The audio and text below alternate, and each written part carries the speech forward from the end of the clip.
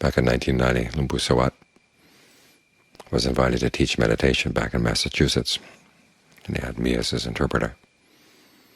At the end of the retreat, one of the questions they asked on the very last night was, how do we carry this practice into our daily lives? And so he focused on the 5 precepts: against killing, stealing, illicit sex, lying, taking intoxicants. Some of the people were upset. They felt that he was looking down on them, thinking that they, as lay people, were not ready for high-level Dharma, and that he was teaching them only low-level Dharma. But they misunderstood. One, they misunderstood the fact that the precepts are not low-level practices. It's not easy to maintain the 5 precepts. It requires a lot of alertness, a lot of mindfulness.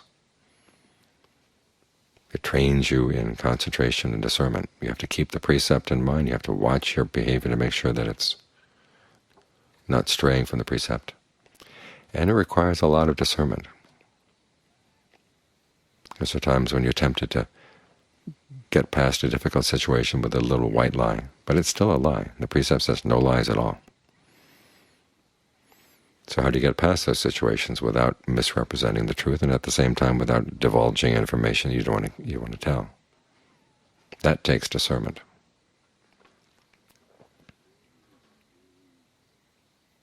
All the precepts require discernment.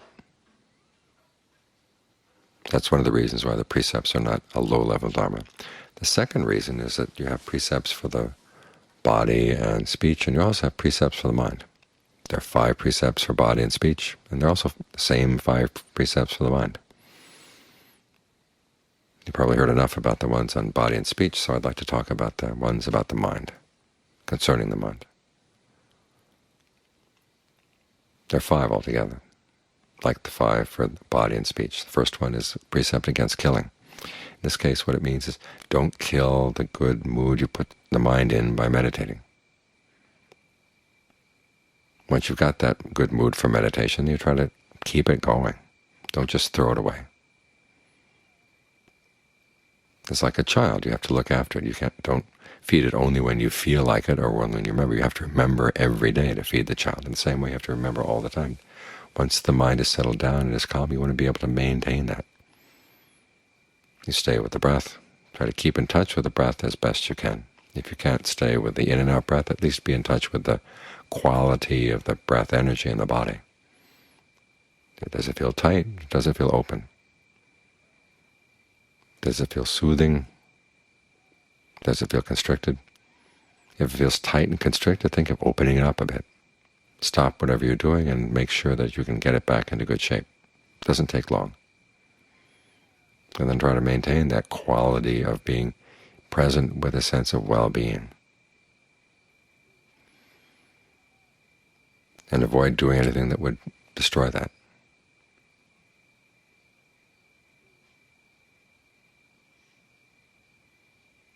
Now you find that there's some things in the world outside that you have to start letting go. We're going to have to let them go anyhow. So this is a good practice.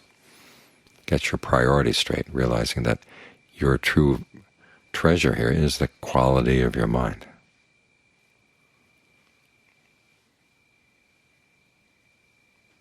And as for things outside, if they destroy the quality of your mind, okay, you're throwing away your true treasure, you're killing your true treasure. So that's the first precept. Don't kill the good mood or the good state of mind that you've been able to develop through the meditation. Try to keep it alive all day long. The second precept, against stealing. This refers to stealing other people's bad qualities and thinking about them all the time. You've never asked them, can their permission to take their qualities or bad qualities to think about? You just take them. And that's a kind of stealing. What happens is you clutter up your mind with all kinds of garbage. As long as you're going to steal other people's habits or behavior, steal their good ones.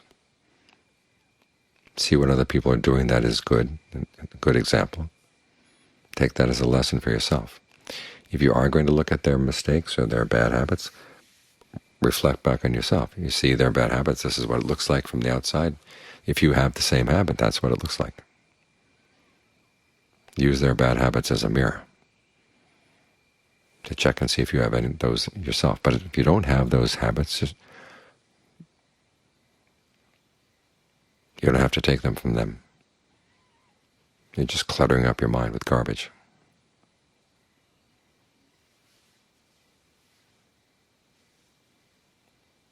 The third precept is the precept against illicit sexuality. In this case here, it means going for pleasures that are bad for the mind. The Buddha didn't say that all pleasures are bad. He says you have to be careful to notice when you go for a particular pleasure, and here he's talking about sensual pleasures, sights, sounds, smells, taste, tactile sensations. If you find that has a bad effect on the mind, then it's not right for you. You can't just say you like it and go for it. You have to see what is it doing to the state of your mind. You have to see it as part of a pattern of cause and effect. Some pleasures, as the Buddha said, are perfectly innocent. Some are not. And they're going to be different for different people, so you have to be careful to notice your own mind and how it's reacting to certain pleasures. The ones where you get really greedy and really obsessed, okay, those are bad for you.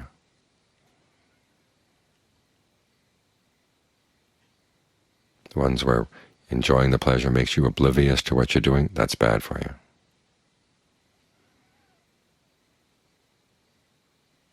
The ones that make it hard to get the mind into concentration, they're bad for you. So those are things you've got to avoid. And try to develop instead the pleasures of concentration. The Buddha calls this the pleasure of form. It's a pleasure of a higher level. Just being able to be inside your body, inhabit your body from the inside with a sense of ease and well-being. That's a pleasure with no drawbacks. In fact, this was, when he realized that was what got him on the path to the end of suffering. He had been afraid of sensual pleasures to the extent that he was afraid of all pleasures.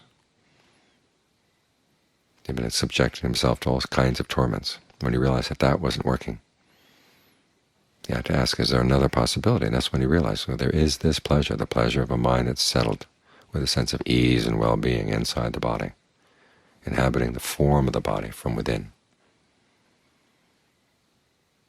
And that has no drawbacks. It doesn't harm anybody.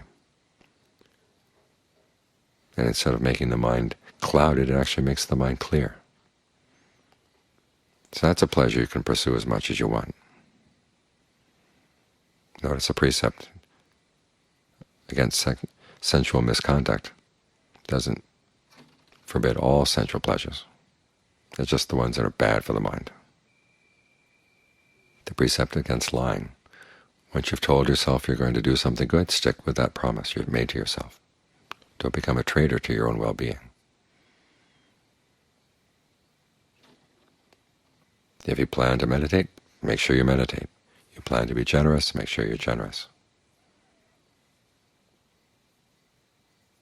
You plan to hold by the precepts, make sure that you hold by that promise to yourself.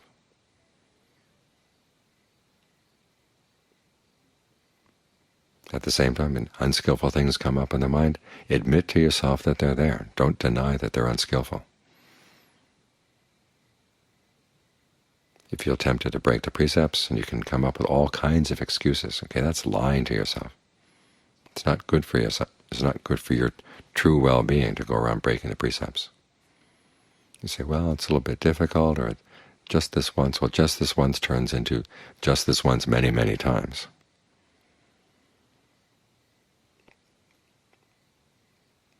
So you have to learn to recognize when something unskillful comes in the mind, it really is unskillful, and you really do want to get rid of it.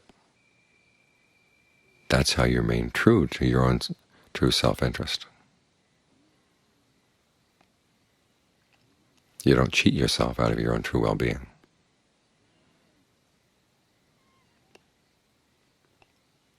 And finally, the fifth precept against intoxicants, as the Buddha said, we tend to be intoxicated with our youth, with our life, with our health.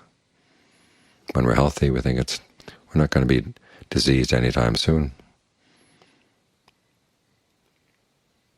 So we get lax in the practice.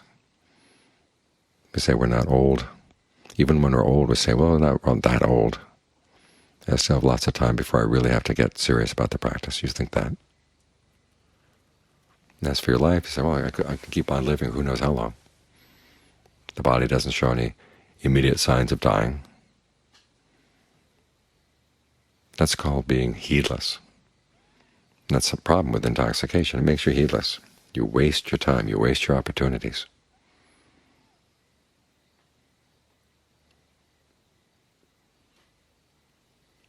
None of us knows how much more time we have.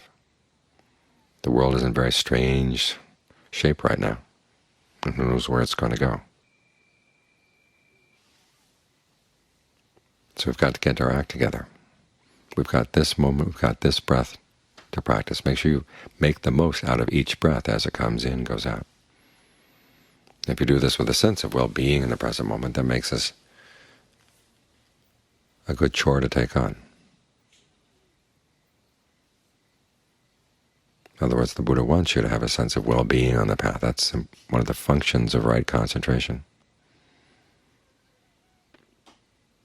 So that the work of heedfulness is not onerous, it's not too heavy. It's something you can handle, because you've got the nourishment that comes from the sense of well-being that you've learned not to kill. The sense of well-being you've learned to do is good for the mind. So these 5 precepts for the mind all work together. You create a good sense of well-being in the mind, and you make sure that you maintain it. You don't clutter the mind up with garbage you steal from other people. You don't clutter up your mind with unskillful pleasures. You're true to your own true well-being.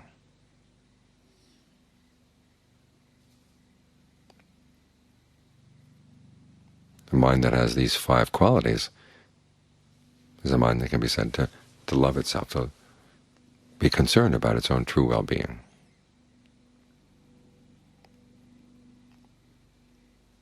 And you're a good example for others as well. This is what's good about the precepts, both the precepts of the body and speech and the precepts of the mind, is they create a kind of goodness that's not just yours. It spreads that goodness around. It's this kind of practice that actually creates peace in the world, a sense that we're all in this together, a sense of cooperation.